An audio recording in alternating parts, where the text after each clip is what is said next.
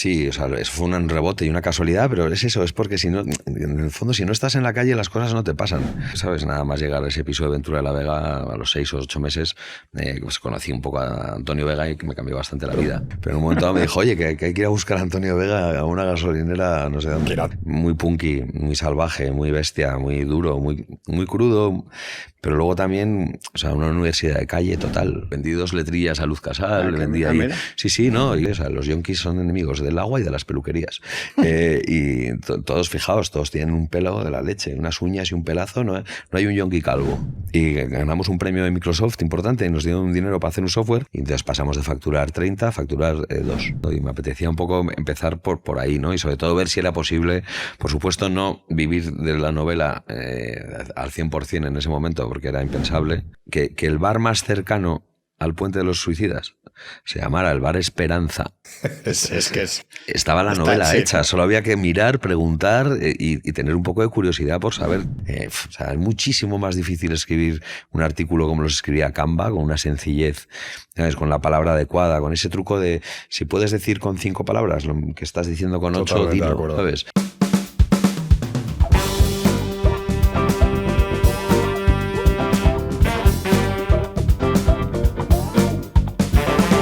Muy buenos días a todos y bienvenidos a una nueva entrega del podcast de Bombadil Communications Entre Gonzalos, donde queremos tener conversaciones de verdad con gente de verdad. Y hoy estamos muy contentos de tener con nosotros a don Alfonso Javier Usía Ornedo. Bienvenido. Buenas tardes, Gonzalos. La verdad que a mí me hace muchísima ilusión que estés hoy con nosotros, porque Alfonso, aparte de un gran escritor, es un gran amigo. Pero lo más importante es que es la persona que me introdujo a Andrés Calamaro. Cuando yo tenía 15 años, Antonio Vega y David Bowie. O sea que le agradezco muchísimo a Alfonso. Cosas serias. Esa introducción a la música, pero lo hemos invitado sobre todo porque Alfonso es una persona que en su trayectoria ha conseguido callar muchísimas bocas y a través del trabajo, un poco de suerte y alguna que otra gran torta, ha conseguido llegar al sitio donde yo creo que él quería estar, que es a ser columnista de ABC y sobre todo escritor. Ha escrito 4 grandes novelas por ahora, esperan muchas más, este año creo que tenemos novedades. Y sin más dilación, pues aquí tenemos a Alfonso. ¿Qué tal, Alfonso? ¿Cómo estás? Muy bien, gracias. Buena intro. Te compro lo de Calamaro, lo de Antonio, lo de Bowie. O sea, creo que eso es un regalo de por vida y la verdad es que creo que se limitan las cosas importantes realmente. Grandes veranos aquellos. Grandes veranos aquellos. Pero nada, sobre todo, Alfonso, lo que nos gustaría es empezar por el principio, ¿no? Evidentemente, por tu nombre no podemos esconder que eres hijo de tu padre, pero creo que has demostrado sobradamente que has trascendido ese nombre y has conseguido tener identidad propia, ¿no? Sí, hombre, la verdad es que sí, o sea, es obvio, ¿no? Así ya para quitarnos rápido lo del tema del nombre, es una obviedad, yo solo puedo estar orgulloso, para mí es solo admiración, ¿sabes? Y una persona que nos ha educado de una manera completamente libre, a mí y a mis hermanos, básicamente bajo la máxima de no dar la lata, ¿sabes? Y, ¿sabes? Que no me cueste dinero. Entonces, yo creo que con esas 2 cosas claras uno puede llegar a donde quiera si tiene algo de pasión, ¿no? Y al final la literatura era el desencadenante obvio de todas las torpezas que nos han traído hasta aquí, ¿sabes? Que es un cúmulo de torpezas. Lo de no dar la lata, yo creo que en tu obra lo repites mucho, ¿no? Pero claro, ¿tú crees que lo de dar la lata ha sido un poco perjudicial para ti? Porque a lo mejor en un momento dado que has tenido problemas, dar la lata habría sido una ayuda. A ver, sí, lo que pasa es que de verdad que considero que la educación de las personas no se mide en las formas, sino se mide en el coñazo que le das al que tienes al lado. Entonces, ¿sabes? O sea, considero que una persona muy mal educada es una persona que te da mucho el coñazo. Una persona que no te da el coñazo, a ver, esto no quita que si necesitas a alguien en un momento adecuado estés, pero es que eso es un poco, más que pedirlo, eso sale de las buenas intenciones de la gente que tengas a tu alrededor, ¿no? O sea, si te van a ver jodido, pues van a ser los primeros en tenderte una mano, en decirte qué te pasa, ¿no? Pero sí que realmente que, ¿sabes? O sea, detesto a la gente que se da muchísima importancia, que egocéntrica, que todo el mundo pues le debe algo dinero, que el mundo está en deuda con él, ¿sabes? Y de verdad creo que gente tóxica es una pérdida de tiempo y es un poco una máxima que hemos tenido en casa, ¿no? Yo creo que ninguno hemos, ¿sabes? O sea, vamos a ir por la vida intentando hacer el menor daño posible y pasándolo lo mejor posible, desde luego. Mi madre dice una frase que es: aquí se viene llorado. Es decir, no me vengas a llorar con tus problemas, sino yo te apoyo, pero solucionalos tú, ¿no? Es un poco la educación antigua que nos daban, ¿no? Eso lo aprendes un día ya cuando a la cuarta vez que le preguntas a alguien qué tal estás y va y te cuenta algo, ¿sabes? Y entonces dices, joder, ¿sabes? Necesito otra frase de cortesía para introducir este momento, interrumpir ese tal. En vez de qué tal estás, es a dónde te vas o algo así para que sea más rápido. Pero bueno, que sí, ¿sabes? Que al final yo creo que la vida es eso, ¿sabes? Es intentar coger los mejores momentos de todo, pasarlo lo mejor posible y molestar lo menos. Pues si te parece, Alfonso, vamos a empezar, como hemos dicho antes, por el principio. Tampoco por tu infancia, que ya sabemos que fue muy feliz, pero a mí me gustaría poner como punto de referencia el piso de Ventura. Yo creo que es un poco la inflexión de tu vida, si no me equivoco. Sí, a ver, el piso de Ventura al final, o sea, yo me fui de casa, me independicé relativamente joven, ¿no? Tenía 18 años y poco. Y con 4 amigos, pues conseguimos una casa en Ventura de la Vega aquí en Madrid, pues que al final si juntábamos los 4 alquileres, 4 habitaciones, pues podíamos pagarlo. Y era, pues hombre, yo creo que es el momento ese de destete, de que pues de repente pues, te abre el mundo a tus pies, ¿sabes? La mayor independencia es que el reloj, ¿sabes? Es inabarcable, no tiene horas, o sea, no tienes ninguna limitación, todo es posible y encima tienes la energía para hacerlo, ¿no? Y luego además, por circunstancias de la vida, pues claro, de repente yo andaba siempre con gente relacionada con el mundo de la música, yo soy muy melómano, como bien ha dicho Gonzalo C, o Gonzalo 1, o Gonzalo 2, o el que tiene 2 ojos. O Gon y Gonzalo, pero vamos, el que mira con 2 ojos de frente. Y entonces la verdad es que, ¿sabes? Estaba muy relacionado con el mundo de la música y por un rebote, ¿sabes? Nada más llegar a ese piso de Ventura de la Vega a los 6 o 8 meses, pues conocí un poco a Antonio Vega y que me cambió bastante la vida. Vamos más despacio. O sea, por aquel entonces, vamos a contar un poco la historia del secadero. O sea, por aquel entonces tú querías dedicarte a la música. Sí, yo quería dedicarme a la canción. O sea, yo quería escribir. No tenía claro si eran letras de canciones, tal. También era, a ver, una cosa paupérrima que con 18 años alguien me pudiera pagar €1, ¿sabes? Recién llegado euro, porque creo que era el 2001, 2002, por ahí. Por escribir algo, o sea, no, y además ya la cosa estaba bastante decadente con el tema de los medios de comunicación y lo que pagan, pero yo quería escribir canciones y entonces estaba centrado en eso. Fui de las primeras personas, yo creo, en Madrid que tenía el Logic, que es un programa de grabación que uno de los grandes causantes de la crisis de la industria musical, yo creo, porque eso pasó a que de repente grabarte un disco costaba 10 millones de pelas, 60.000 euros, a costarte 2.000, que era la licencia. Y entonces, pues eso, los samples y todo eso tal, y entonces tenía un G3, era así un tocho así de Apple estupendo y grababa unas maquetas acojonantes y me las grababa las mías, grababa las de Manu Lehmann y de Malabar, que eran unos amiguetes, y grababa tal. Tenía un amigo que había estudiado en Berkeley en grabación y composición musical, que era Pedro Gamero, y grabábamos un montón en casa y en la suya, ¿no? Y entonces la verdad es que eran, joder, pues no había complicaciones, ¿no? Al final, primero podía pagar tarde mi renta porque el propietario del piso era el padre de un amigo, entonces siempre hacía excepciones conmigo. Era una cosa curiosa, o sea, uno es verdad que estaba, yo era el pequeño de los 4, uno estaba trabajando ya en consultoría, otro en un fondo de inversión y el otro se dedicaba al campo, ¿no? Y tal. ¿Y tú estás activamente intentando escribir música? Sí, estaba constantemente, sí, vendí 2 letrillas a Luz Casal, vendía ahí. Sí, no, iba haciendo cosas, pero es que era paupérrimo lo que conseguía sacar. Y todo esto, claro, o sea, que al final tú te considerabas con posibilidades en aquella época. Bueno, es que con 18 años no hay nada que no puedas hacer. Efectivamente, literal. Todo el mundo nos creíamos que teníamos posibilidades de muchas cosas. Somos ingenuos, pero a veces es bueno ser ingenuo. Bueno, ¿no? pero es que si tienes una limitación con 18 años, joder, o sea, olvídate de seguir 43 andando. Y 3 hijos de con 40 y con 50 y con 60. Y luego que también hay una cosa que la vida y las costumbres y tal, es muy exigente en protocolos y en tiempos. O sea, tú con 18 ya tienes que tener muy claro lo que quieres hacer en la vida y tienes que tener tal y una nota media y una universidad tal. Es verdad, pero ¿y si no? Y ese no es el caso, ¿no? O sea, yo al final entiendo que uno tiene que hacer lo que quiera con pasión, porque de todo te vas a aburrir. Y eso lo tenía clarísimo con 18 y lo tengo muchísimo más claro ahora con 41.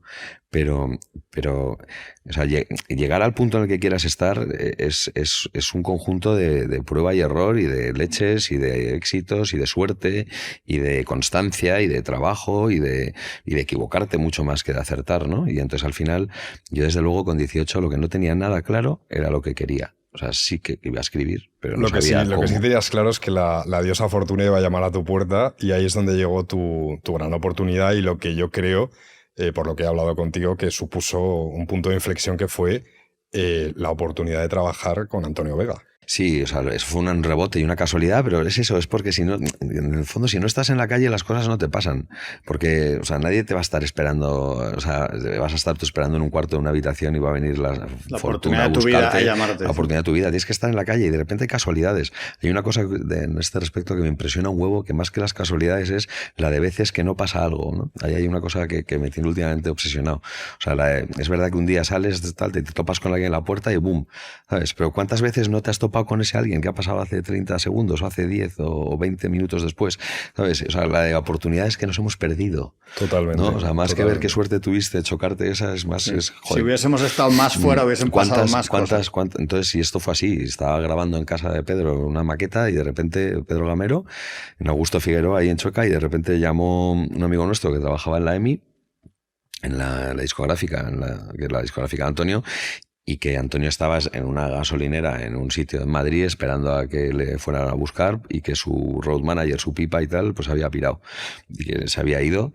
Y entonces llamaba a mi amigo, no me llamaba ni siquiera a mí, llamaba a Pedro y Pedro no tenía coche. Bueno, yo la verdad es que tampoco, pero en un momento dado me dijo, oye, que hay que ir a buscar a Antonio Vega a una gasolinera no sé dónde. Que era tu ídolo absoluto. Claro, era ídolo tuyo, dije, ¿no? ¿cómo? Sí. Ahora mismo. Entonces tardé en llegar corriendo de Augusto Figueroa al garaje de mis padres en García de Paredes a cogerle el prestado coche a mi madre, que tenía así un Citroën C3, ¿sabes? Un chiquitito y tal, y salí escopetado a la gasolinera esta que habíamos quedado en un punto detrás de Mercamadrid, ahí pues en la M40 por ahí, ¿no?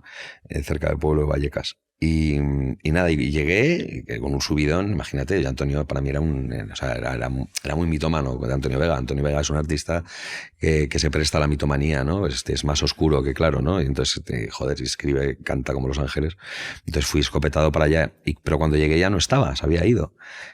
No lo encontré. Y sin embargo sí que encontré todo lo que hay ahí, ¿no? Que es en sí un cuadro. Antonio era bastante complicado de encontrar de todas formas. Sí, era muy huidizo, digamos, era un tipo de huidizo.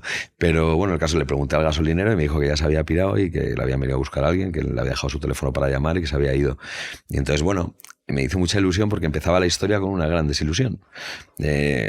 Todo esto lo recogemos claro, en Batio, la novela, ¿no? sí. Fui con el pico de verle y me volví con el escozor a tu madre. El escozor de la tristeza, dejar el coche en García de Paredes y volver a Augusto Figueroa con Pedro a decir, ha podido pasar de todo, pero no ha pasado nada. Pero bueno, pero ha podido ser. Y el caso es que a los 2 días de eso me llamó a mí directamente el director artístico de EMI, que era Diego Torán, y me dijo, oye, que nunca volvió a recoger a Antonio nadie, el que estaba de pipa, pues le hemos despedido y necesitamos terminar de grabar 3000, era el disco de colaboraciones que estaba haciendo Antonio, Escapadas.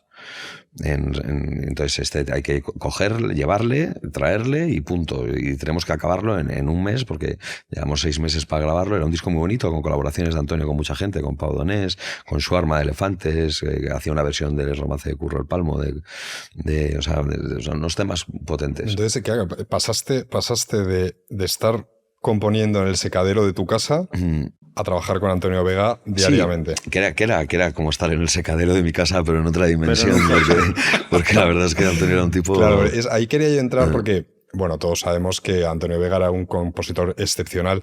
Es verdad que a mí no me gusta mucho, ¿no?, la leyenda negra que tiene detrás, porque yo creo que era una persona con bastante más luz que sombra. Sí, Antonio fue víctima de su tiempo, ¿no? Y de su curiosidad. Y a un Antonio Vega nacido en 2005 no le hubiera pasado eso. A lo mejor, no sé, a lo mejor estaría enganchado al Tusi hoy, o a cualquier otro tipo de cosa, pero que no considero que, o sea, es una víctima real del contexto en el que le tocó vivir, y un tipo con una sensibilidad y una curiosidad tan vehementes en todo, pues que no es que le hiciera tropezar, es que no. A mí lo que me llama la atención, perdona Gonzalo, lo que me llama la atención es que, claro, tú ya consigues el trabajo de tus sueños, joder, dices, ya lo he conseguido. Sí, hombre, no sé si el trabajo de mis sueños, Gon, era lo que tocaba, ¿sabes? Estar con Que una tenías persona, 19 en esa época. o estar con una 19, persona 20. con la que tú querías realmente estar, pero claro, todo lo bueno siempre tiene algo que no nos gusta demasiado y en este caso tiene el nombre de Barranquillas, ¿no? Sí, claro, o sea, tenía una vida muy punky, ¿sabes? O sea, al final era un tío muy duro, muy tal, muy bestia y como todas las personas que han tropezado con el mundo de la droga y sobre todo con ese tipo de sustancias, pues estaba más jodido, más necesitado. Y sí que es verdad que, pues eso, eran tiempos un poco convulsos. Las Barranquillas no eran las Barranquillas de los años 90, que se monta un poblado para llevarse la droga y sobre todo el jaco del centro de la ciudad, ¿no? Entonces, claro, las Barranquillas se monta un poco porque había tirones de bolsos en Chueca cada mañana.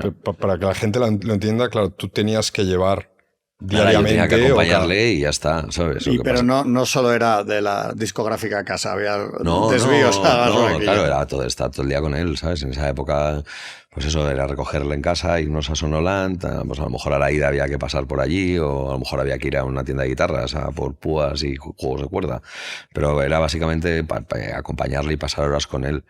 Y nada, y fue una época acojonante, una época que no volvería a vivir ahora porque, pues eso, yo no sé cómo estuve en sitios que harían vomitar a una cabra, o sea, realmente eso de Rambo, ¿no? O sea, muy punky, muy salvaje, muy bestia, muy duro, muy crudo, pero luego también, o sea, una universidad de calle total, ¿sabes? Y luego acompañando a alguien a la que admirabas, o sea, digamos que toda esa parte un poco más grotesca o más dura o más heavy de poder estar cerca de él, que también era, pues eso, la razón por la que mucha gente se había ido, ¿no? Porque o sea, aguantar eso era muy duro. Muy complicado. Pero luego, claro, luego estabas en el local de ensayo y te tocaba a ti solo 12 temas, o como en mi caso, se venía a casa y nos poníamos a currar con el G3 y con el Logic, y él me grababa las maquetas. O sea, tengo 3 maquetas, macho, que suenan, o sea, las tengo ahí para mí y siempre van a estar, y es una locura, ¿sabes? Parece que soy un profesional. Y es todo por la maestría que tenía Antonio manejando los cacharros de grabación. ¿Hay algo de los artistas que les lleva a los excesos? ¿O es una cuestión de tiempo que, claro, los que crecieron en los 80, o hay algo...? Yo creo que la mentalidad de un artista de por sí es una mentalidad más abierta. O sea, lo de juzgar y lo de...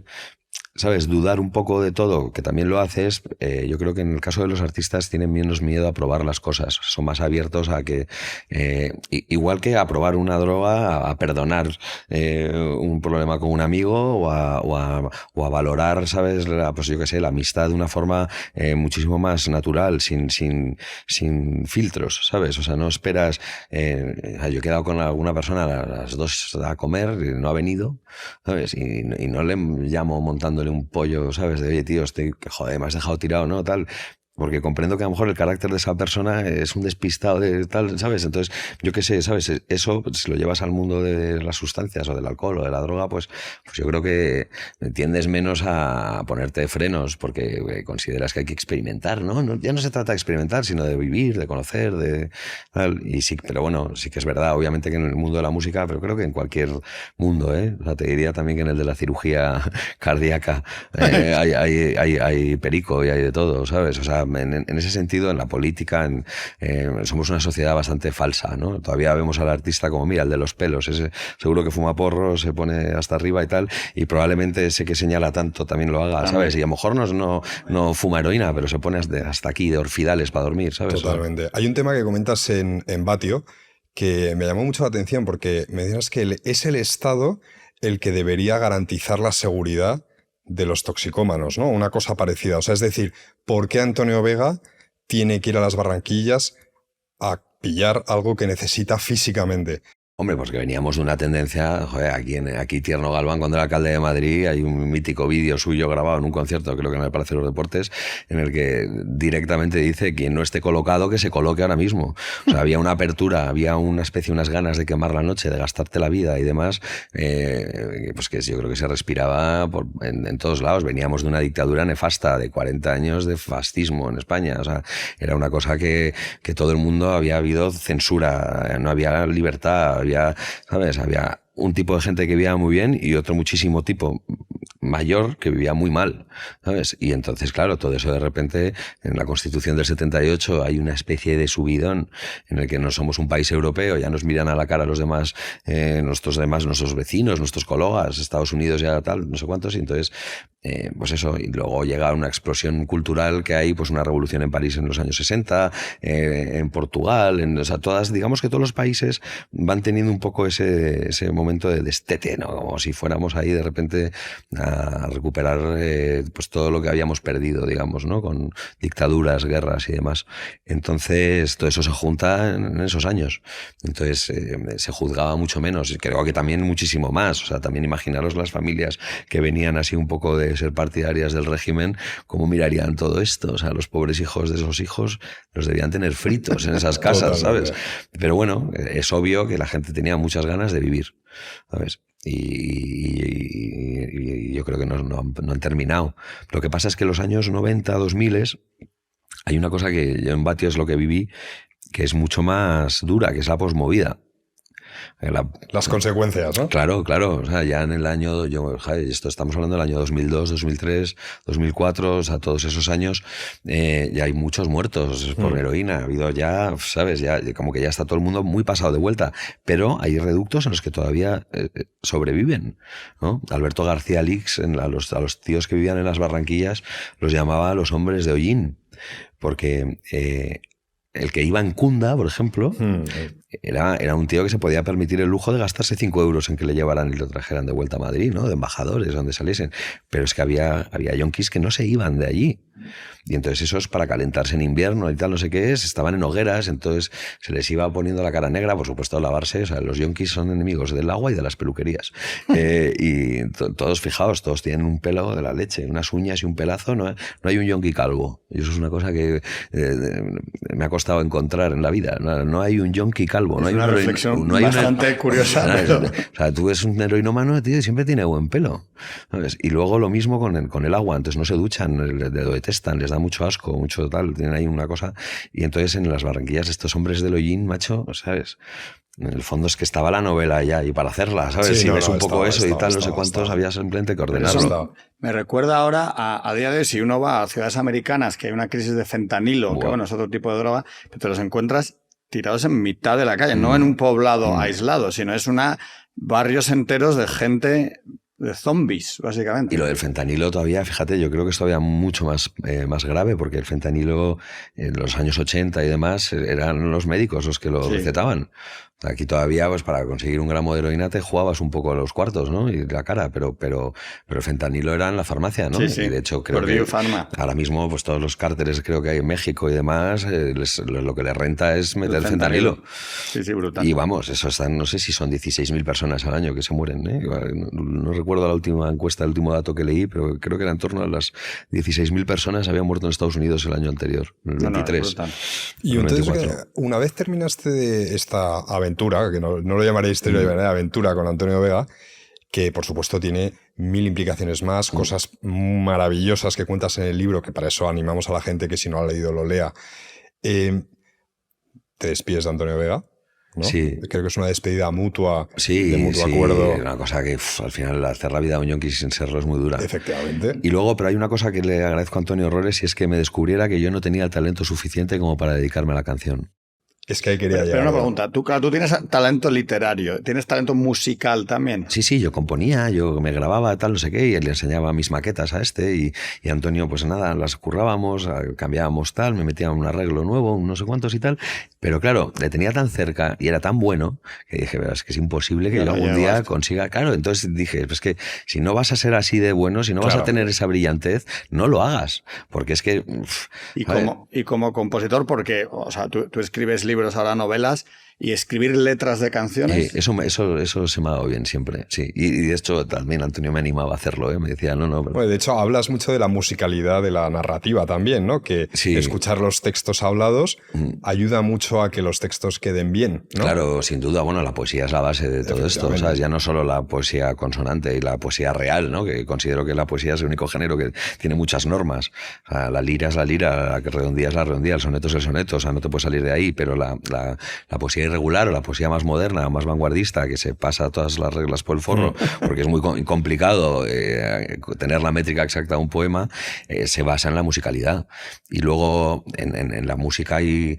O sea, el español, por ejemplo, es un idioma muy feo, musicalmente hablando, o sea, suena mal, fonéticamente es duro, no es como el italiano, que es como estás siempre bailando un vals, o incluso el inglés, que siempre queda bien. O sea, tú traduces una canción de los Beatles a Te quiero, sí, sí, sí, ¿sabes? Es tremendo, ¿no? Sí. Pero en cambio en inglés, ¿sabes? Suena guay. Todo suena mejor en inglés. Cambio, pero Antonio sí que en eso era muy, muy preciso, muy ¿sabes? Muy intenso con él mismo, muy duro. O sea, él quería encontrar la musicalidad perfecta en las letras. Y eso es una cosa que también me ayudó luego mucho para entender la prosa del artículo, la prosa poética, ¿sabes? ¿A ti te gustan más las canciones que tienen buena letra? ¿Qué es más importante, la letra o la música? Bueno, al final, mira, había una empresa en Suecia hace 20 años o 25 años que tú le mandabas desde una discográfica como la EMI o Universal o Sony BMG, cualquiera, tú le mandabas una maqueta y ellos ya te daban el porcentaje de éxito que iba a tener. O sea, ellos simplemente por cumplir los patrones de en el estribillo estás conectando el re con el do y con el fa sostenido y una base de datos de, bueno, imagínate ahora con la IA, pero vamos, esto era C25. Te decían el porcentaje de esto va a ser un single por la música. Yo siempre le doy más importancia a las letras, o sea, no soporto, me gusta mucho la música clásica, pero no soporto una letra mala. O sea, y ahora, por ejemplo, vivimos una época ahora con eso. Plagada que es una pena, pero bueno, todo es cíclico, o sea, no hay que ser pesimista. Después de Antonio Vega empezaste, que lo has mencionado, a trabajar para la EMI, ¿no? Sí, me metió Antonio en la EMI. O sea, cuando ya le dije que no podía más, macho, de llevar esa vida que llevábamos, el en EMI exigió que yo fuera su AR. O sea, que hiciera sus próximos discos. ¿Y estuviste cuánto tiempo? Pues 3 años y pico en la EMI, hasta que de repente hubo un señor estupendo en Inglaterra que se llamaba Guy Hans, con un fondo que se llamaba Terra Firma, que compró la EMI con un préstamo de Citi, crisis del 2008, a tomar por saco todo, ¿sabes? Y nada, y EMI se troceó. EMI, que era la compañía, la compañía inglesa por excelencia, la dueña de Abbey Road, de los Beatles, de tal, pues está a la mierda. Ahí te encuentras otra vez David diciendo, Bowie, ¿y ahora sí. qué hago, no? Sí, pero bueno, con el dinerín eso que tenías y tal que te dieron, pues monté una discográfica. Monté una discográfica que fue un fracaso bestial. O sea, me pegué una leche porque era muy romántico, entonces quería hacer el disco, claro. El primer disco que hice en la discográfica lo grabé con los amigos que había hecho en este mundo de la música. Y claro, venía de mí, venía de currar mucho con Antonio, entonces tenía muy buenos amigos en la música. Entonces, claro, el primer disco que hice se lo hice a Jimmy Barnatán, que era así, cantaba blues, tal, no sé qué, que tiene una voz bestial, ¿eh? Y el tío compone muy bien, rock, no sé qué, canciones melódicas, pero claro, lo grabé con Fernando Illán al bajo, que Fernando Illán era el bajista de Rosario, de Antonio, de una peña estupenda, Angie Bao, que es el mejor batería de Europa, el mejor. O sea, no hay nadie como él. O sea, cuando vino B.B. King a tocar a Madrid, contrató a Angie Bao. O sea, es otro puto nivel. Lo grabamos en Sonoland con una Solid State Logic, que son unas mesas pues que había sido de Phil Collins, la mesa esa. O sea, imagínate, o sea, me dejé todo el dinero que tenía en grabar el disco y cuando lo terminamos de grabar no tenía una peseta ni para imprimir un calendario de un concierto en tal. Entonces, nada, pues le di el disco a Jimmy y se lo dio a, me parece que a Warner, y lo he editado con Warner y yo cerré. Oye, pues sería maravilloso rescatar ese disco, ¿no? Lo tengo, es una madre, se llama Black Note y nada, y ahí está, en mi móvil. Luego luego, Alfonso ha tenido ciertas influencias en mi vida personal que, por ejemplo, fue el primero que me dio la oportunidad de escribir artículos. Porque, bueno, claro, después de esto montaste Neupic. Claro, o sea, yo al final, Neupic se montó porque decía, vale, ¿yo cómo coño consigo que me pague alguien por escribir? ¿Vale? Entonces empecé a mirar muy bien cómo estaba el mercado de los medios, de tal, y de repente empiezas a percibir que, pues por ejemplo, una agencia de noticias como Reuters antes tenía 5 países en África y de repente ahora solo tiene 1. Y entonces si pasaba algo en Egipto, tardaba 48 horas en llegar la agencia de noticias. Entonces ahí vi que había un nicho de mercado. Entonces, nada, me presenté con una idea a un premio de estos de emprendedores que estaba muy de moda, año 2010, 2011, lo de emprender, que es, joder, maldito el día. Oye, que estamos en esa aventura, estamos aquí los pues Gonzalos. Nada, mucha suerte, macho. Yo saldría corriendo en dirección contraria. Sí. El caso es que monté Neupic y ganamos un premio de Microsoft importante y nos dieron un dinero para hacer un software y entonces contraté unos ingenieros increíbles de Ruby on Rails, que era lo más complicado en el mundo de la programación en ese momento, y hicimos una aplicación que era... O sea, el nicho estaba en las agencias de noticias. Entonces dije, bueno, primero meto el pie aquí y luego ya meto mis artículos. Y entonces nos fuimos a San Fermines, pero yo le convencí al director del Mundo de Toros, a Vadillo, que yo le podía entregar las fotos de los encierros antes que cualquier otra agencia de noticias. Y San Fermines era una buena plaza, porque están todas las agencias de noticias del mundo. Claro. Está FP, está Reuters, está Associated Press. No, porque como siempre pillan a un americano. Claro, pues y luego, por supuesto, todas las nacionales. Está la agencia F, pero bueno, tal, ¿sabes? Que ya funcionan de otra forma. O sea, son lentísimas. Y entonces, nada, básicamente lo que hacía el software era que cuando el fotógrafo tenía el dedo en la cámara y lo levantaba, ya se mandaba la foto, una FTP interna al mundo, ¿no? Y claro, era tiempo real prácticamente. Entonces, la costumbre que había hasta ese momento era que el fotógrafo hace 12 fotos del encierro, se va al hotel, él selecciona 8, las edita un poco. Si el encierro había acabado a las 8:03 o 8:05 de la mañana, hasta las 8:20 no había esas primeras imágenes, 8:15. En cambio, el Mundo las tenía a las 8:03, ¿sabes? Y entonces, joder, les gustó la historia y entonces, nada, los calamos un poco. Entonces, nada, empezamos a tener ya gente que nos mandaba contenido, justo coincide con la primavera árabe, empezamos a vender un huevo de contenido de vídeos de tal, y está ya la guerra de Siria, que fue un poco un antes y un después, ¿sabes? Y ahí pues todo el contenido que se vendía en España lo vendíamos nosotros. Crecimos muchísimo y en ese momento se llamaba Neupic Pro un poco toda esta plataforma. Nuestro principal cliente pues era la agencia F, era FP, era Scoopshot en una agencia sueca, creo que era, o noruega. Pero claro, los periódicos había que meterse ahí. Y entonces ahí es cuando ya por fin dije, vale, ahora vamos a vender también artículos y textos, ¿no? Y nada, el 2012 fue maravilloso, el 2013 increíble, 2014 ya nos mudamos a las oficinas nuevas de la agencia F, nos quería comparar el español, nos quería no sé qué, y de repente se firma un convenio en la Unión Europea en que se monta la European Press Agency, básicamente. Entonces, si yo le vendo una foto a F, la tiene gratis Le Figaro. Si yo le vendía una foto a FP, la tenía gratis el Diario de Cádiz. Y entonces pasamos de facturar 30 a facturar 2. Y nada, no lo vi claro, seguí para adelante intentando rescatarlo. Y cuando me di cuenta, pues tenía a 7 tíos en nómina que, ¿sabes? Pues que había que despedir dignamente. Entonces fui a pedir 2 líneas de crédito, que no sé cómo me dieron. Despedí a la gente con su pasta y de repente el verano del 17 tenía una deuda yo de 80.000 pavos con el banco y con Hacienda, con Seguridad Social, un puto infierno. Y entonces nada, dije, ¿ahora cómo salgo de esta? ¿Sabes? Porque no hay 80.000 euros, ¿de dónde lo saco? Tenía un hijo y una hija en ese momento tenían 6 y 3, mi mujer, ¿sabes? La casa con la hipoteca, o sea, de verdad, un vértigo importante. Y nada, no, por supuesto nadie te deja 80.000 euros para pagar una deuda, o sea, no se puede pedir eso a nadie. Entonces al final, pues nada, me metí en Google, vi que es lo que más se facturaba tal, era la venta de pisos, y pedí trabajo en Gilmar, que era la inmobiliaria que más pisos vendía en Madrid. Y nada, y pasé 3 años vendiendo pisos y pagando deudas, yendo todos los meses al banco, ingresar el dinerito de los cojones, del despido, de no sé quién. A un artista, a uno que quiere ser músico o escritor, eso puede ser. Es material literario, o sea, al final. Es un paño de realidad. Claro, o sea, escribir, para llegar a escribir bien, tienes que ensuciarte mucho la mirada, ensuciarte mucho. Y al final yo lo tomé casi como eso. Dije, bueno, ¿sabes? Aquí hay un parón ahora de paréntesis hasta que quite todas estas deudas y hay que hacerlo rápido. Entonces, ¿cómo lo hago rápido? Pues vendiendo el que más.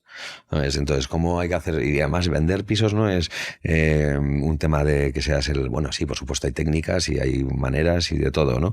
Pero el que más pisos enseña, más pisos vende. Entonces enseñaba 25 pisos al día. Es cuestión de currar. ¿Sabes? Vamos, las suelas de los mocasines me duraban 3 meses.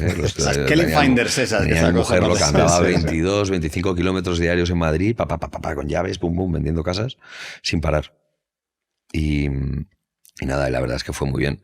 Me quité las deudas y una vez ya recuperé un poco las ganas, la moral y un poco ¿Y la solvencia? y un colchoncito de solvencia, dije, ahora ya sí, ahora ya no. O sea, Te ese pusiste momento, a escribir y demás, ¿no? Sí, o sea, ya llevaba escribiendo en prensa antes de Neupic, o sea, yo en prensa empecé a escribir, joder, en el 2004. ¿Sabes? Toda la vida. Lo que pasa es que ya dije, fuera, ya solo me voy a dedicar a mis novelas. Si te parece, vamos a hablar ahora un poco de libros y literatura, ¿no? Muy Alfonso, bien. tú ya has publicado 4 libros, ¿no? Sí. Cuentos del Norte, El puente de los suicidas, Batio, que tenemos aquí, y el último, Borroca, ¿no? Así es. ¿Cómo fue la experiencia de lanzarte de lleno ya a escribir novela? Al final todo se fue ordenando de manera natural, ¿eh? O sea, al final he devorado siempre la lectura, o sea, me ha encantado leer desde pequeño, lo he leído todo lo que he tenido a mi alcance y sobre todo lo que me ha interesado. Y al final, o sea, las piezas pues se iban uniendo, ¿no? O sea, todo lo que hemos hablado de la experiencia, un poco así de vida y de calle y de todo y de lo más vital, lo que quieres hacer, lo que quieres que es escribir y luego, ¿sabes? Al final el producto del libro es un poco la consecuencia inevitable de toda esta trayectoria un poco desordenada pero constante y tan pues tan maravillosa, la verdad, que lo considero que ha sido maravillosa. Y nada, entonces que empecé con la primera novela que publiqué fue Cuento del Norte, que es una ucronía de los maquis en el norte de España en los años 50, ¿no? Que pues yo creo que quedó como artefacto literario, quedó una cosa curiosa, bonita, sobre todo porque escribía de cosas un poco que a mí de pequeño nuestro abuelo en comillas nos decía que si no te comías la sopa venía el Juanín y te la robaba, que era el maqui protagonista, ¿no? Entonces, claro, o sea, yo creo que es una poco esa herencia genética de España que tenemos, ¿sabes? Y que hemos ido heredando y me apetecía un poco empezar por ahí, ¿no? Y sobre todo ver si era posible, por supuesto no vivir de la novela al 100% en ese momento porque era impensable, pero sí a ver si empezábamos a sentar las bases. No creo hay muy pocos escritores que con 15, 20, 25 años te escriban la novela de su vida, ¿sabes? Yo creo que la escritura y sobre todo la narrativa es un cajón que abres cuando ya, ¿sabes? Has tenido mucha experiencia. O sea, no se llega de cero, ¿no? Sino, a no ser que seas un escritor de ficción, pues que es eso, como la copa de un pino. O sea, pero no es mi caso. O sea, ¿Tú notas la evolución de tu primera novela a la última? Sí, en tu sí. estilo mismo, digo. Sí, hombre, al final la forma de escribir es la que uno va aprendiendo y la va sacando de sus lecturas y de su intención de contar una historia. Lo demás luego es aprender métodos. O sea, a lo mejor en cuento te haces una estructura con los episodios o los capítulos como tiene que ser, entonces tienes que ir ejecutando del 1 al 3, del 3 al 5 y luego pues de repente aparece algo que no tenías previsto y resulta que a lo mejor le da la vuelta a la novela. O sea, tampoco ser muy estricto a que no se mueva, ¿no? A que no esté viva, porque a lo mejor de repente un personaje adquiere una importancia o un papel que tú no habías estipulado al principio, pero sí que la verdad es que cada ejercicio de novela es distinto. O sea, no tiene nada que ver el género de la narrativa con el género del artículo en el periódico, ¿no? Pero sí un poco están entremezclados, ¿no? Al final es inevitable, es tu forma de escribir o tu forma de entender el mundo. A mí me gustaría resaltar de tus libros, porque a mí personalmente es el que más me ha gustado, el del puente de los suicidas, porque además creo que es el más tú, ¿no? Porque, claro, tú te lo lees y ahí ves que hay 3 características que me da a mí que te definen. Una es la observación. Como todo buen escritor, hay que saber observar. Otra, el callejeo. O sea, tú tienes más calle que el camión de la basura. Y luego, por supuesto, la sensibilidad, ¿no? Yo creo que son 3 elementos que en ese nexo común que es el Bar Esperanza se demuestra en cada historia que cuentas, ¿no? Claro, te lo agradezco, tu generosidad. Yo estoy 100% de acuerdo. Yo creo que es una novela muy bonita, una novela casi coral. La editora, que fue Eva Serrano de Círculo de Tiza, teníamos la duda de cómo llamar a la novela, porque claro, al final, en el fondo la novela estaba hecha. Porque es que el Bar Esperanza es un bar que existe de verdad, que existió, cerró ya en el 2006, me parece, 2007, ahora es como un bar irlandés de estos que hay en la calle Bailén, esquina en la Cuesta de los Mancebos, ¿no? Y el viaducto de Segovia, pues todo el mundo lo conoce como el puente de los suicidas en la ciudad de Madrid, ¿no? O sea, tanto que tiene unas mamparas para que la gente no se siga suicidando. Entonces, claro, que el bar más cercano al Puente de los Suicidas se llamara el Bar Esperanza. Estaba la novela hecha, solo había que mirar, preguntar y tener un poco de curiosidad por saber, ¿no? Y entonces, claro, empiezas a investigar, empiezas a encontrar datos y a encontrar testimonios de personas y de vecinos y del bar y demás. Y, joder, ¿sabes? Entonces decidí coger casos reales que se estuvieran dando no necesariamente en el viaducto de Segovia, sino en toda España y actuales sobre el suicidio. Creo que el suicidio era un tabú, que sigue siendo un tabú, porque ahí hay... El gran desconocido de las personas y de la medicina es el cerebro humano. Conocemos algunas cosas y cada vez se sabe un poco más, ¿no? Pero se sabe más de un cáncer de páncreas que de este lado del cerebro. O sea, es una cosa curiosa. Yo creo que eso es todo, está todo por ver ahí. Y yo creo que el suicidio tiene mucho más que ver con cuestiones químicas que con cuestiones anímicas. Hay un estudio importante en una universidad, creo que fue en Harvard, que haciendo la autopsia a muchos suicidas, a muchas personas que se habían quitado la vida, a todos les faltaba una cosa de la supervivencia que al parecer está en el córtex frontal. Básicamente es ese instinto animal que tú tienes. O sea, si yo te hago así y te empujo un poco en una barandilla, tú te agarras, tú te echas para atrás, ¿no? Eso es un instinto natural, es un animal puro. Eso lo tenemos todas las personas. Lo tiene también un perro, ¿cómo no lo vas a tener tú? Lo tienen todos. Y las personas que suicidan, no, o lo tienen menos desarrollado. Y yo creo que ahí es química pura que juega, ¿no? Y luego, cómo se había enfocado el tema del suicidio siempre yo creo que en el mundo entero, ¿no? Es un tema universal, pero en los medios de comunicación siempre hay un tabú por el efecto llamada, si va a producir más suicidios el tema, pero luego también por la crudeza del relato, ¿no? Porque al final todos tienen nombres y apellidos, ¿no? A la persona que se quita en medio, si lo consigue, ¿no? Porque solo 1 de cada 3 lo consiguen. Es una cosa curiosa. O sea, hay 2 que se van a quedar marcados y se van a quedar aquí. O sea, que la ejecución deja mucho que desear, pero le amputas un trozo del cuerpo de la gente que tienes alrededor, ¿no? O sea, por un lado yo considero que el suicidio es muy personal, lo primero, por supuesto, pero es muy valiente y también es muy cobarde. Ahí tengo esa cosa. Entonces no sé si la valentía te la da no tener el instinto de supervivencia y la cobardía es, joder, que todo tiene solución excepto la muerte. Entonces, claro, me molestaba ver las métricas de los datos de suicidios del INE, ¿no? Pues 3.000 personas, 3.500, 4.000 llegamos hace un par de años, ¿no? Entonces, de esas 4.000 personas, te ponías a ver las estadísticas, ninguno era gente que tuviera, o sí, los menos, pero 85 años, que había tenido una vida plena y que de repente dice, oye, yo antes de que, ¿sabes?, de que tenga que ir con un pañal, yo me quito de en medio, ¿no? O sea, Antonio Escotado ¿sabes?, siempre decía, pues de la piel para adentro es territorio soberano, ¿no? Entonces, claro, si una persona se quiere quitar de en medio, no hay, en mi opinión, yo no tengo ninguna creencia religiosa que lo evite. O sea, la gente es libre, pero que se libre de verdad. No te suicides porque tienes una deuda, eso no es ser libre. No te suicides porque tienes un desamor, que eso no es ser libre. No te suicides porque te has metido en un embrollo empresarial.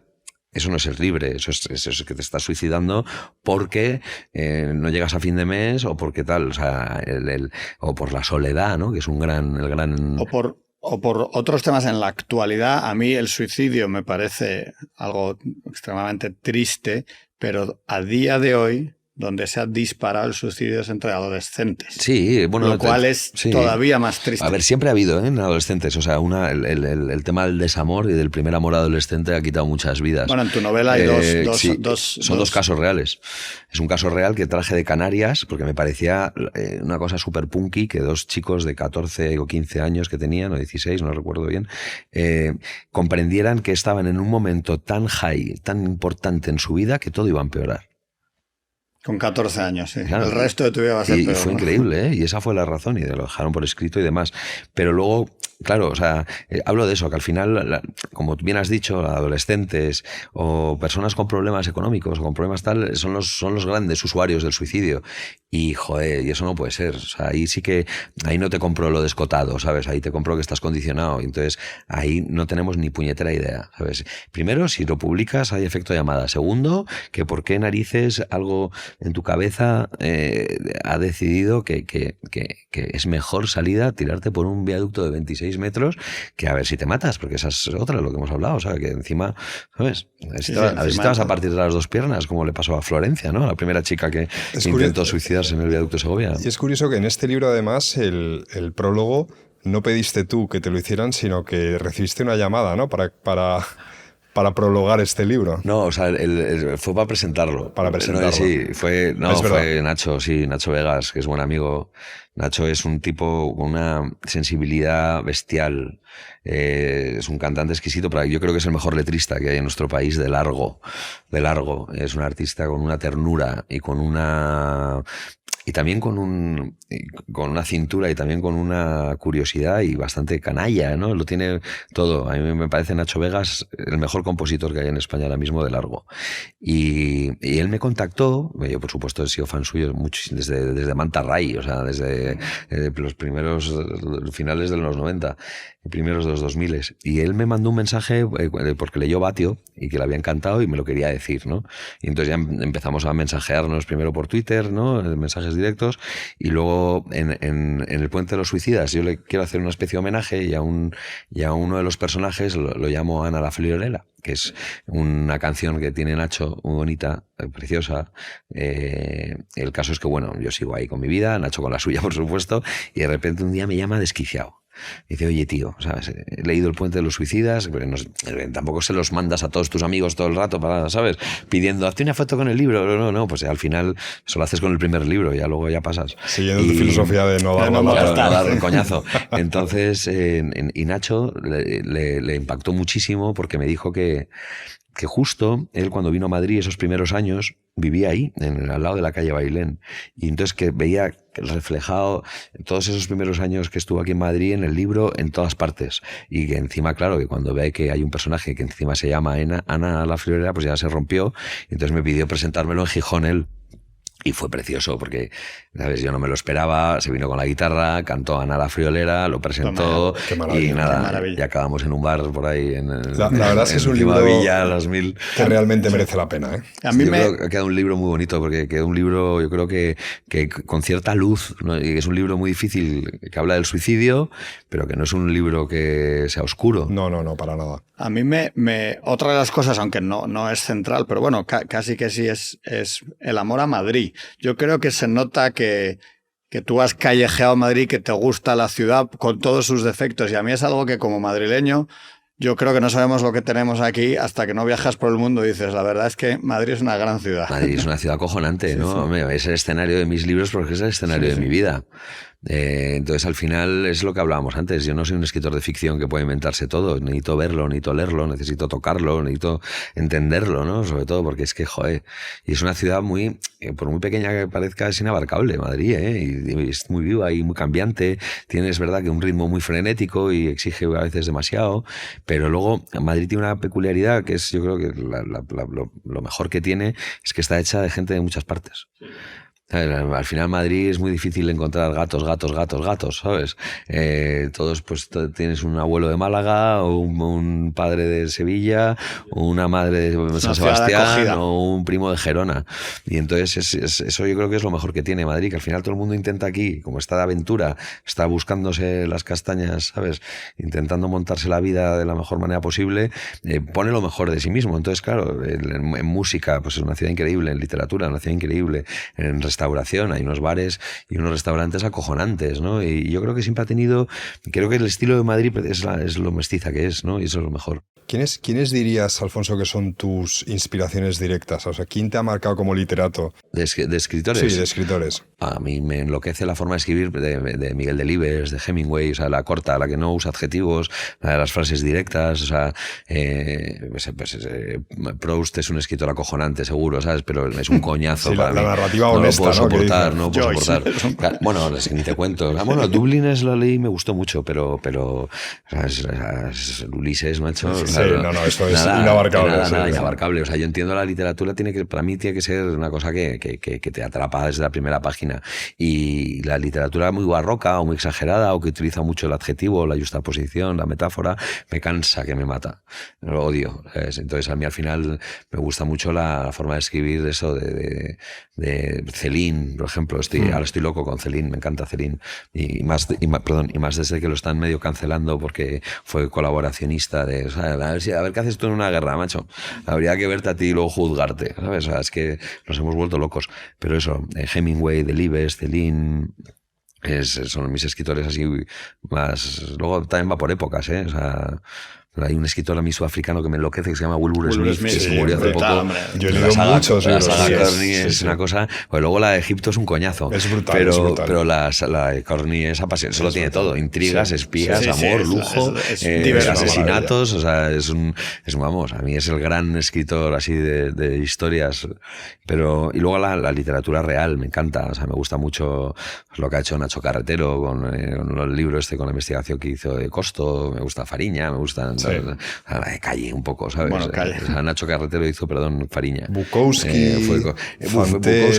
Bukowski lo lees con 15 años. Sí. O sea, yo la generación Beat y todo eso, que fíjate qué curioso, porque la generación Beat, uno de los que maman es precisamente de Celine, que fue el pionero un poco en cambiar el lenguaje, el ser directo, en decir tacos, en no sé qué. Sí. Pero pues toda la generación Beat, al final yo creo que son libros de viaje, pues eso, Kerouac, Bukowski y tal, que con 16 te impresiona mucho, son muy buenos, porque son muy bestias, pero luego, joder, luego también, sabes que lo difícil es hacerlo sencillo. Sí, o sea, por ejemplo, a mí, articulista favorito, mis grandes escritores de prensa son Julio Camba y Ruano. No ha habido nadie que se les acerque a Julio Camba y a Ruano. Nadie. Umbral, sí, pues tal, que tenía un estilo muy pomposo, muy bestia, muy musical y tal, pero bueno, o sea, es muchísimo más difícil escribir un artículo como los escribía Camba, con una sencillez, ¿sabes? Con la palabra adecuada, con ese truco de si puedes decir con 5 palabras lo que estás diciendo con 8, dilo, ¿sabes? Pero está todo tan bien encajado que es perfecto. Y entonces eso es a nivel de prosa y de periódicos, pues Camba, Ruano, Azorín, ¿sabes? Mi padre, ¿sabes? Yo me leí hace poco una serie de compendios de Orwell que se llama Ensayos sobre la lengua, y te das cuenta del dominio que tiene esta gente. Es como que Tiger Woods se conoce el golf de arriba abajo, pues esta gente se conoce la lengua de arriba abajo, pero a un nivel que tú ya... Claro, es que llevamos miles de años con los libros, macho, y entonces, claro, piensa que hay gente muy, muy buena. O sea, siempre se dice, la literatura se ha escrito todo, ¿no? Pues no es que se haya escrito todo, es que todo se va adaptando, ¿no? Y todo, ¿sabes? Vas mamando de una fuente que luego tú adaptas a tu tiempo, de una manera, ves el cuadro y escribes pues una cosa costumbrista de lo que tienes y de lo que te ha tocado vivir. O sea, pues puedes decir que Galdós es mucho mejor escritor que Umbral, pues sí, a lo mejor en novelas, ¿no? Pero luego Umbral es que era finísimo en la crítica mordaz. O sea, yo creo que hay, ¿sabes? O que Muñoz Seca, por ejemplo, era el mejor escritor de teatro del siglo XX, ¿sabes? Pues claro que lo era. Con respecto, yo que sé, a otros de su tiempo, ¿no? Pero en todos los momentos, en todas las épocas hay alguien que te da gloria bendita. Esto es como la música, como, ¿sabes? O como el arte, como los cuadros, ¿no? Oye, tengo una pregunta más técnica que poética, ¿no? Que es cómo uno empieza a ser escritor y o sea, ¿cuál es el proceso para lanzarte a escribir tu primera novela, la relación con la editorial? O sea, bueno, es muy complicado. O sea, y al final, por ejemplo, con la primera la presenté a un concurso y lo gané y me lo editaron. Es muy difícil. ¿Sabes? Tú piensas que en España es un país en el que se editan 80.000 libros al año, de los cuales probablemente 40.000 sean de autoayuda, porque todo el mundo está deseando que le digan lo que tiene que hacer y cómo lo tiene que hacer, ¿sabes? Nadie se molesta ya. Todo con tal de evitar el trabajo. Claro, sí. Y luego, después de los 40.000 de autoayuda, tenemos otros 20.000 que son de famosos que tienen un libro por algo que no tiene nada que ver con la literatura. O sea, el otro día, yo ahora estoy en Espasa, ¿no? Y veía el otro día el cartel que llevan a San Jordi a la feria de Barcelona. Iba Andrés Iniesta, o sea, va un cocinero, un futbolista, un herbolario, yo qué sé, ¿sabes? Un tío que hace vídeos en YouTube y no sé qué, y todos tienen un libro. Sí. Y todos tienen un negro, por supuesto, que les ha escrito el libro, porque ninguno tiene ninguna intención tampoco de saber escribir, pero es una pena. Entonces el mercado está muy saturado de cosas que no tienen nada que ver con la literatura. Y la literatura, la narrativa, los libros que de verdad luego quedan, los que te acuerdas mañana, o los que dentro de un mes, dentro de 25 años y tal van a seguir vivos, es un 5 o un 3%. de todo lo que hay. Y es en ese nicho en el que tienes que pretender estar si quieres escribir, ¿sabes? Porque todo lo demás ¿sabes? Es material para que lo quemen en el almacén.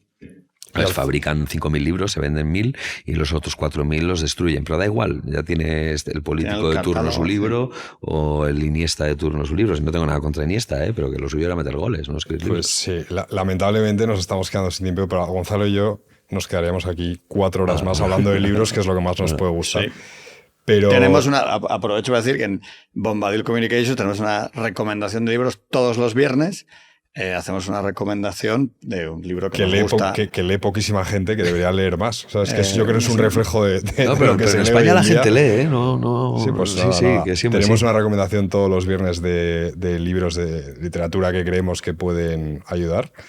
Y lo que queremos saber, yo creo que quiere saber todo el mundo, es cuál es el horizonte literario de Alfonso Ursía. Pues ¿Qué nos depara 2025-2026? Ahora en mayo saco un libro sobre Madrid, es así, pues todavía no tengo el título y está la editora histérica porque hay que mandarlo a imprenta la semana que viene. Te van a decir seguro... Pongamos que hablo de Madrid, seguro. Eso va a estar sobre la mesa, seguro. Igual, ni de coña. Madrid excusa para escribir, era un lema así que usaba Umbral mucho en sus columnas que me gusta. No sé, de repente, como es una editora maravillosa, lo decidirá ella y como el puente de los suicidas y estará bien hecho. Y luego estoy terminando de Vidart, que es la segunda parte de las novelas más de ETA, que de esas voy a hacer 4. ¿Sabes? Un poco que comprenden los años desde el 88 al 98, que son los años en los que cambia todo, ¿no? Tanto España como la banda y la Guardia Civil, por supuesto. Y nada, y luego tengo ya un proyecto que quiero hacer ahí, a ver si termino de liar a Libros del Asteroide para hacerlo con Luis Solano, perdón. Que es una historia, una novela de narrativa universal muy, muy interesante. Pero vamos, y luego tengo una biografía que escribir de un encargo, o sea, tengo un lío. Bien, todo eso no da tiempo. Está muy bien. Bueno, a ver, o sea, compaginando con los artículos de ABC. Sí, en ABC estoy muy contento, estoy con 4 a la semana, fantástico. Muy bien, y la verdad es que es fenomenal. Pues Alfonso, te deseamos mucha suerte, pero vamos a terminar con la pregunta que le hacemos a todos los invitados, que yo creo que define mucho los gustos de cada uno, que es que si tú tuvieras una cena en casa, ¿a qué 4 personajes famosos vivos, o no famosos, o bueno, qué personajes invitarías a tu casa a cenar? Y tu familia ya está ahí, que tu mujer y familia y amigos está descartado, ¿no? Porque descartado, 4 personas. Sí, pues mira, la verdad es que me parece interesante. Pues cogería probablemente a Michel Houellebecq, que revolucionaría un poco el menú de la cena. Serotonina. Sí, es un gigante ese tío. Sí, es un gigante. Yo tengo que decir que he tenido que dejar de leerlo porque... ¿O quieres quemar el mundo? Sí, es como escuchar a Federico. Te lees 2 o 3 a la vez. No, y es que de verdad tienes que leerte a Julio Verne o algo así para... Te dan ganas de invadir Polonia. Es una cosa muy salvaje. Pero es un tío muy lúcido, muy bestia, muy bueno. Hay una escritora francesa que me enloquece, es Leila Slimani, que, no sé, con ella miré al fin del mundo. O sea, es una cosa... Una dulzura, una palabra justa, medida, una narrativa, me encanta. Es una escritora franco-argelina bestial. Y a Leila, a Michelle y probablemente, pues ahora mismo, tal y como están las cosas, así a nivel geopolítico y demás, pues, es que con ninguno. Gonzalo elige a Putin, invitaría a cenar a Putin. O sea, interesante debe ser, ¿no? Ni de coña, no, prefiero, no sé, la verdad es que te diría, no sé, algún músico así que me pueda gustar mucho. Pues me gustaría ver, por ejemplo, cenado. Es que todos están muertos. Porque es que, ¿sabes qué pasa? Que a todos los vivos que admiro les he conocido, macho. Y he tenido mucha suerte en eso, que también es una desgracia, porque luego te decepcionan todos. Pero mis grandes, excepto Nacho no me ha decepcionado. Bueno, puedes decir Ignacito, que ya es un personaje famoso gracias a Ignacio, sí, hombre, Ignacio Abasa. Es una persona que a mí, de verdad... Abasa siempre va a través del libro... Abasa siempre conmigo. Sí, pues ya está. Y vas al cuarto. Abasa siempre conmigo. No, pero falta Houellebecq, Leila... Slimani y a Ignacio Basa. ¿Y Basa? ¿Y el cuarto? ¿Y el cuarto qué? La cena me apunto yo, macho. O sea. Sí, y el cuarto... Pues mira, alguien que esté ahora muy cancelado y que lo esté pasando muy mal y que le estén dando por el saco. Kevin ¿sabes? Spacey, tío. Sí, no, la actriz de la que se han comido viva. sí, bueno, no sé, es que no sé el nombre, es que no me interesa. No, la de los Oscars. Carla María Gascón. Sí, Eso, Carla María Gascón. No sé, es que la verdad es que tampoco me interesa demasiado. O sea, alguien que tenga algo que aportar y que sea interesante, no sé, pues me traería a algún escritor que me gusta. O sea, pues Julio Valdeón, por ejemplo, está muy bien, ¿no? Lo tenemos la mesa hecha. Genial. Pues Pues muchísimas gracias. Gracias a ti por el tiempo. vuestro tiempo. Alfonso, te lo Ha sido un agradecemos placer, mucho. Alfonso. Y Y gracias mucha a vosotros, suerte. y gracias al equipo que tenéis maravilloso que está aquí soportando. Y nada, y gracias por el rato. Suerte en tus próximos proyectos literarios. Genial. Que vaya muy bien. Pues nada. Gracias. Gracias de verdad.